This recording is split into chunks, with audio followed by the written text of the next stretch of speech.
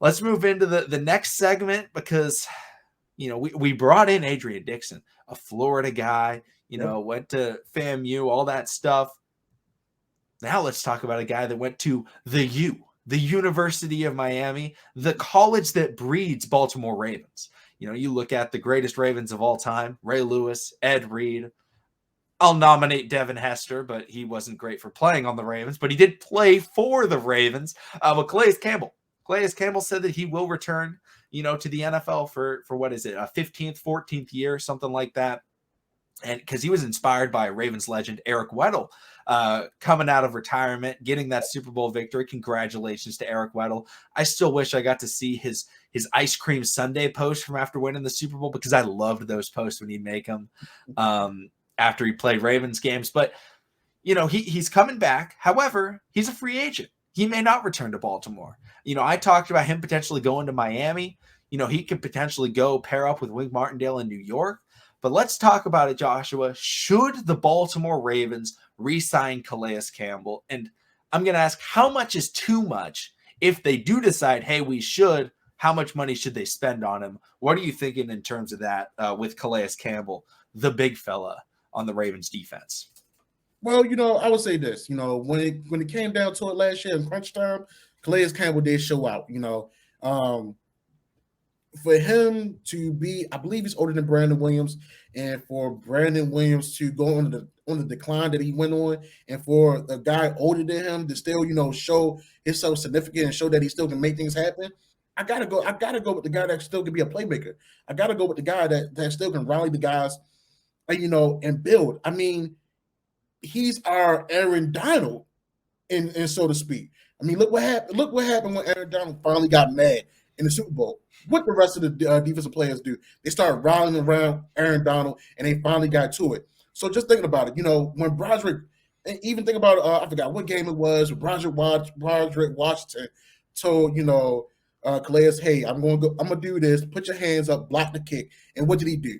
They worked together. He blocked the kick. So you had to bring someone back with that type of style of leadership, especially if you're planning on going younger on that front seven, and you need that veteran player. Yes, we may get a pandemic fee. I do see us maybe possibly, cutting the Derek Wolf because of injuries and him not, really playing. I don't see us, signing back Brandon Williams just because of the decline of his play. So, I would see, I think maybe a Justin Houston type of deal, 1 year, maybe 12, 15 million, with some guaranteed money and possibly some incentives in the contract as well.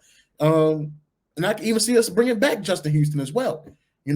So having those two guys back in the facility with those young guys around the front seven, I like that. I would like that. All right. I had to make sure that I wasn't muted still because way too often I do that. But, when we're looking at it with Calais Campbell, I think we can all agree that Calais Campbell is still a very good football player. Right? And you mentioned the Colts game. That was one of the biggest games for the Ravens all year. Week 5, they had already, lost to the Raiders, which was a really tough loss for them. The Ravens really wanted to win that football game. They're down big. Lamar Jackson's playing fantastic football. And he gets that stop. He gets that blocked kick. And it was huge. And the Ravens were able to win that game. That gave them so much momentum. That gave Lamar Jackson momentum. That gave everybody momentum. I would love to have Calais Campbell back if the Ravens don't have to pay too much money. Because that's the thing. Everybody, I think, still recognizes that he's a great player. Except for the Pro Bowl voters. Because they went with Cam Hayward over him. Nothing against Cam Hayward. I think he's also a great player. But I felt like Calais Campbell played at a Pro Bowl level last year. And if we're looking at it in terms of how much money he's going to be making, it's going to be very interesting. He was a $10 million cap hit in 2020, and last year he was a $13 million cap hit. He had a $5 million signing bonus, restructured it, I believe, to $6 million, and then it was also $2 million in salary. So when we're looking at how much he could potentially, be playing or be paid for how much he'd be playing for the Baltimore Ravens. Oh my goodness. I can't use words properly right now. I'm thinking he's probably going to be getting 10 million, maybe a little bit more money, because That's how much he's been getting, and he hasn't fallen off yet, and it would be a 1-year contract. Unless he was willing to come to the Baltimore Ravens and say, hey, I believe in this team. I believe in Mike McDonald. I believe in John Harbaugh. And most importantly, I believe in Lamar Jackson. I think we can get this done. I think we can win a Super Bowl. What do you need me to do? And he takes a smaller deal, not a vet minimum or any means. Maybe it's a $7-8 million deal. I think that would very much be worth it. But at the same time, there could definitely be a team that says, hey, we're a contender, or we believe we are contenders. We can pay you more, and you will still be a prominent name on this defense. Because the Ravens defense, you don't hear Calais Campbell's name a lot.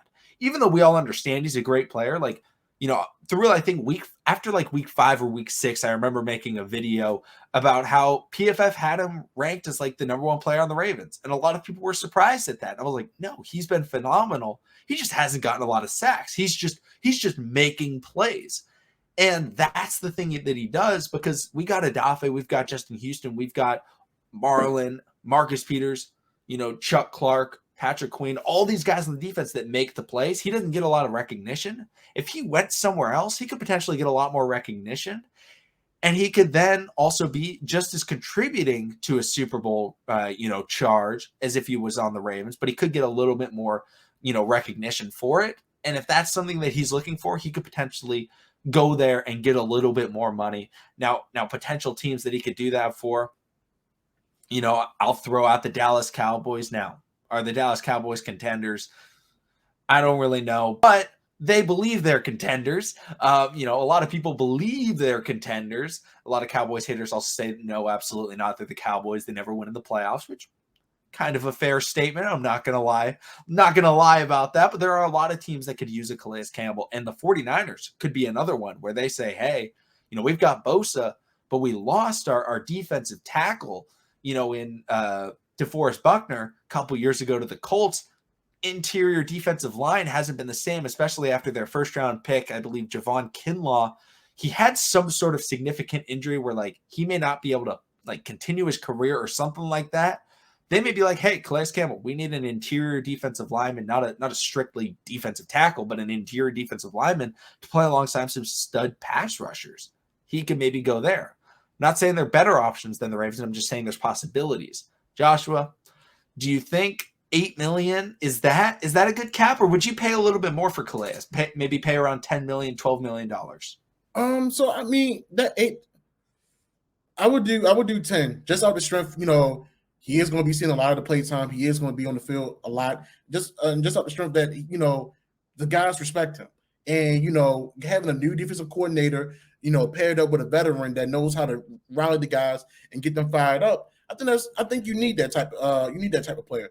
Anytime you having a new new defensive coordinator or offensive coordinator or even a new coach, sometimes you need a player that understands that coordinator's philosophy. Sometimes, and when you bring in a guy like that, hey man, listen, I know this guy. He's good. You just gotta trust him. You gotta just follow my lead. I got you.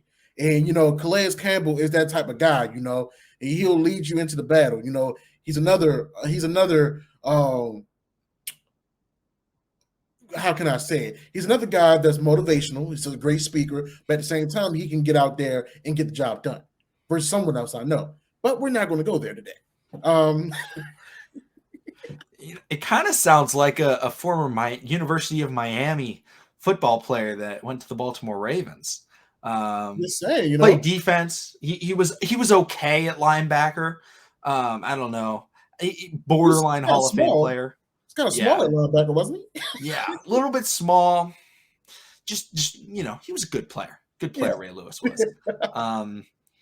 But yeah, no, I definitely agree. He is a great leader, and people do want to play with him. If you remember Yannick Ngakoue, he came to Baltimore because he had played with, Calais Campbell in Saxonville. That was a contributing factor to him being like, okay, yeah, I'll go over there, because he didn't want to be in Minnesota, and he ended up getting traded to Baltimore, and he was like, all right, I'm gonna give this a chance because I know Calais, and Calais likes it here.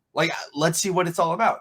Obviously, he fell out of favor with Wink Martindale because Wink did not use him properly. It was not Calais' fault. That wasn't Yannick Ngakwe's fault. He just wasn't used properly based on the defensive scheme that the Ravens run, similar to other Ravens edge rushers, Matthew Judon and the likes of every edge rusher under Wink Martindale. But, overall, I think that is a big factor in trying to bring defensive players to Baltimore, saying, hey, Calais Campbell plays here. And I want to say Calais Campbell played with a certain defensive player for the Kansas City Chiefs, and I need to actually look it up. But I want to say he played in Arizona with Tyrique Matthews. I believe he did. I'm going to look it up and make sure. But do you think that Calais Campbell staying could potentially bring Tyrique Matthews while I look up if they actually played together? I feel like that actually could help. I mean, everybody's resurfacing Tyrann Matthews' tweet from 2015 about how he loves Baltimore. I see someone. I saw someone recently on Twitter. Did the Madden with Tyrann Matthews in a Ravens jersey, and Tyrann Matthews, responded to it saying, you guys got to stop it. LOL. I mean, hey, Honey Badger, you still got some legs, and you still got some strength, and you still got the ability to be a dynamic player, especially on this team. Then you have a new young defensive coordinator that's a fiery type of dude. I mean, I don't know if we're gonna bring the chain gang out. I wouldn't be surprised the way these guys, it's not going to be 2019 Ravens defense. This is going to be 2022 Ravens style Mike Macdonald, young, fiery, agile, hostile defense. I'm looking forward to seeing it and all the pieces being added towards it. And also Calais Campbell is that type of guy that got a lot of sway in the building. And when you got that juice, usually you can get someone else, that in the building. I mean, let's take it back a whole lot of years that we weren't even born. University of Michigan, that basketball team. Was it the freshman five? What did they all do? Was it Jawan Howard that brought them all together? Man, we cannot get away from the Michigan Wolverines, man. I'm just saying. I mean, granted, Jawan, he did what he had to do to the assistant coach at Wisconsin. But, when those guys were young freshmen, it was him. It was him putting that word out like, hey, I need to come here. We going to do this. We going to work it out. So, like I said, when you got a lot of sway in the building, you can make some things happen. And I feel like he can talk a Honey Badger to getting over here in Baltimore, because I think I don't know if you've seen it, but Honey Badger always expressed his distaste for the Chiefs fan base. Yeah. And you can tell his on the field as well sometimes. So a lot of things you gotta see how this plays out. Yeah, and I did look it up. They did play together for 4 years in Arizona. Tyrann Matthews got drafted there. Calais Campbell was there.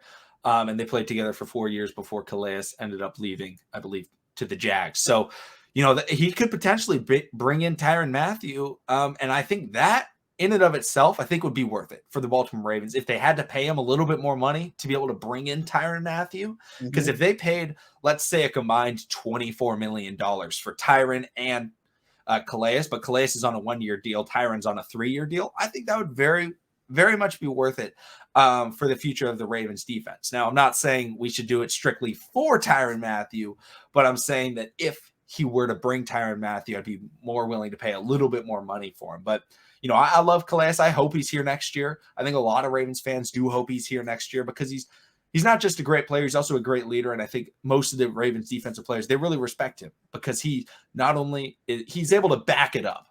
Sometimes you get those leaders where, nothing against them whatsoever. They were born to lead, but you get them like in college basketball and stuff like that, where it's like, it's the 4th-year senior that's not as good as the other guys, but he's out there and everyone listens to him, right? And it's even better when everyone listens to him and he's the best player. And Calais Campbell, a lot of times last year, was the best player on that Ravens defense. Arguably the best player on the Ravens team as a whole last year. Maybe you could argue Mark Andrews as the number one guy. But he was definitely up there in that conversation, and obviously Lamar when he was healthy. But Calais Campbell would be a great re-sign for the Baltimore Ravens, but it'll be really interesting to see.